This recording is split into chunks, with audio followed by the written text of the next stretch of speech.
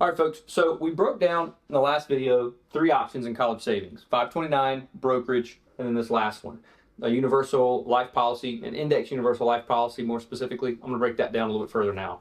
Here's how this works. You're used to term policies. So you go out, you pay whatever the premium is per month to have the term for 30 years, $1 million. Well, a universal life policy is a permanent policy that you can build out. We don't use whole life. It's not as advantageous, and I'm not as big of a fan as the options are in a universal life policy. So what I do is when we funded these other buckets, we look at getting a small policy. I mean, we're talking $250,000, and whomever we write it on, mom or dad, doesn't matter. $250,000, it's cheaper, okay? And so we have the cost or whatever it is more expensive than term, and then we add money on top of that.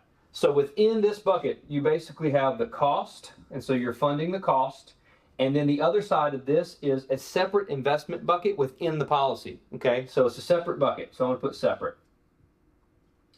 And this is where you invest the money that you put here, okay? That money goes from here. So this money here goes into that bucket. So the idea is that we would fund this for somewhere between 7 to 10 years, okay?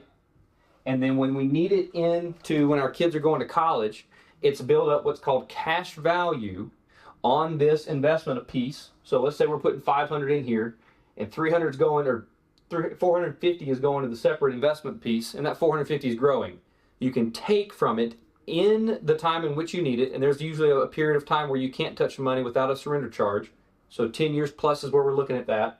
And we've got that 450 growing for 10 years every month, and then we pull out of that for 4 years for my kid to go to college, and we're only going to take a certain amount. It's not going to cover all of college, but it's going to give you the ability to withdraw 4 separate years, okay, and whatever, let's say it's 40 grand a year. Now, we can solve for 40 grand, or we can save for 40 grand, but the point is that 40 grand is tax-free. So that 40 grand you pull every year from this policy is tax-free. This 250 goes up, and when you pull from it, it does come back down. So you get a little more life insurance as the policy gets more and more funded. But the idea being is this is the tax-free functionality of it, while you still get to keep the 250, and it grew the whole time. Very similar to a brokerage account. You can invest it aggressively if you want, but it's got some limitations. So it's a great kind of hybrid approach to that, getting you more life insurance in case you were to pass away early for your family. And the other side of that is if it works out the way we solve for the equation, for you to pull out 40 grand every year, you'd have to fund that pretty heavily. You can pull that money out tax-free or take a loan from the policy.